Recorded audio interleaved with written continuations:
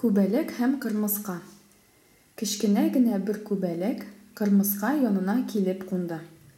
Әй, тырыш та инде үзең, кырмыска дус. Сине эшчән дип әйтсәң дә була. Ә бал кортын ник мактыйлардыр, аңламыйм. Бал җыя имеш. Шул да булдымы эш? Балны бит аңа чәчәкләр әзерләп куя. Ул очып килә дә балны суырып кына алып китә. Әзер балны җыюның нәрсәсе бар?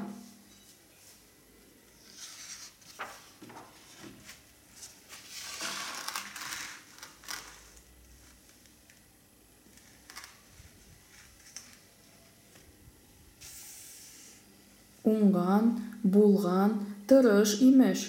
Тфу, дигән ул. Кырмыска эшеннән туктамады. Син дә чәчәктән чәчәккә кунып очасың бит. Нигә соң бал җыймыйсың? Диде ул күбәләккә. Күбәләкнең моңа бик нык хәтере калды. Ул кырмыска яныннан очып китте. Шул көннән алып кырмыска белән исәнләшмәс булды. Резидә Вәлиевадан.